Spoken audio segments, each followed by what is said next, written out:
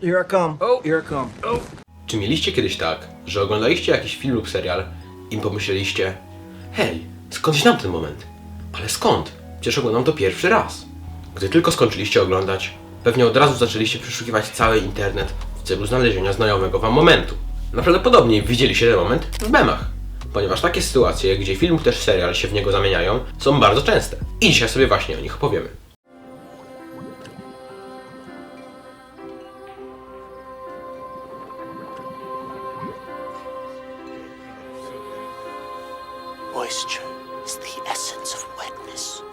Jeżeli chodzi o memy Zoolandera, mamy tutaj do czynienia z czymś więcej niż tylko wycięciem śmiesznego momentu lub kadru i dodaniem podpisów. Mamy tutaj do czynienia z czymś, co doprowadziło do kompletnej anihilacji dzieciństwa późnej generacji Z i całej generacji Alpha. No dobra, może trochę przesadziłem, lecz naprawdę miało to duży wpływ na obecny internet. Mówię tutaj o tym momencie.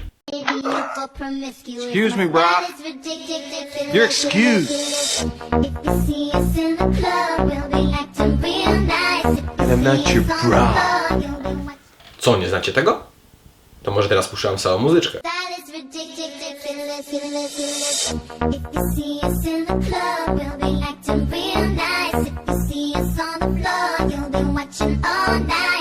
Teraz już znacie? Powinniście, ponieważ ta piosenka została przerobiona na oryginalną piosenkę Skibidi Toilet, które potem stało się prekursorem znanego dzisiaj brainrotu. Oprócz tego był w tym filmie jeszcze ten moment, który też jest używany w memach, lecz o wiele rzadziej.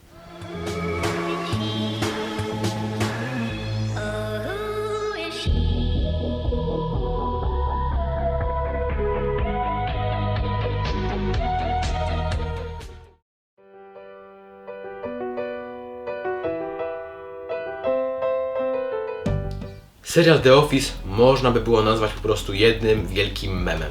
Śmiesznych momentów jest aż tyle, że nie dałem rady ich wszystkich zamieścić w tym odcinku. Jest ich aż tyle, że gdy robiłem research do tego filmu, to byłem zdziwiony, że aż tyle memów, które widzę na co dzień, jest z tego serialu, a nawet o tym nie wiedziałem. W skrócie, wpływ tego serialu na dzisiejszy internet jest ogromny. That's what she said. Michael, please. Oto przykładowe momenty, które możecie znać z tego sitcomu.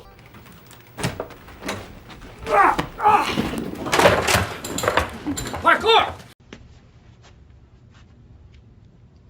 No, God! No, God, please, no! No! No! No! Maybe if I don't blink, my eyes will tear up. I hate this. Dexter to serial o seryjnym mordercy, który działa jako pewnego rodzaju mściciel, ponieważ zabija tylko innych morderców, a następnie ich pokrojone ciała wrzuca do morza. Na pierwszy rzut oka pewnie wam się wydaje, że z czegoś tak makabrycznego nie mogą powstawać memy. I macie rację, ponieważ prawdziwy komizm tego serialu polega na tym, jak niezręczny i śmieszny jest główny bohater próbujący wtopić się w tłum. Your wife. She's probably worrying. I don't know what you think of your new friend. She don't mind who I flirt with as long as I bring home la pasión. La pasión. Yeah, it keeps the relationship alive. Hey, what about communication, trust? La pasión. Memiczne są też wypowiedzi jego kolegów z pracy, na przykład La Passion Angela Batisty lub też Samoobrona Joe'ego Queena. Okay. I get that. It's obviously self-defense. A jeśli kiedyś w memach słyszeliście ten dźwięk, Surprise, motherfucker! to słyszeliście głos Jamesa Dawksa, właśnie z tego serialu.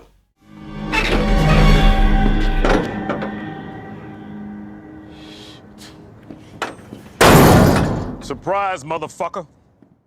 Gentlemen, welcome to Fight Club.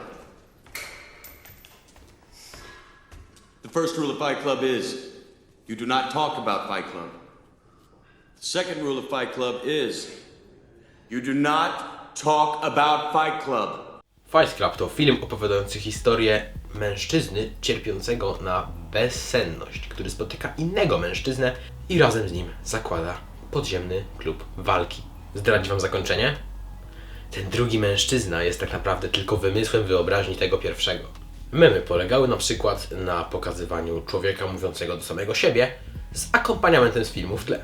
Lub na wklejaniu nazw dwóch tożsamości jednej osoby na zdjęciu głównych bohaterów.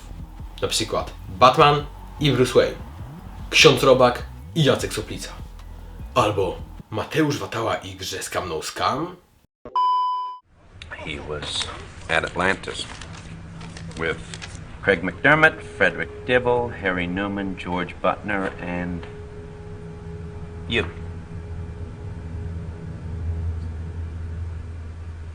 Right, yeah, of course.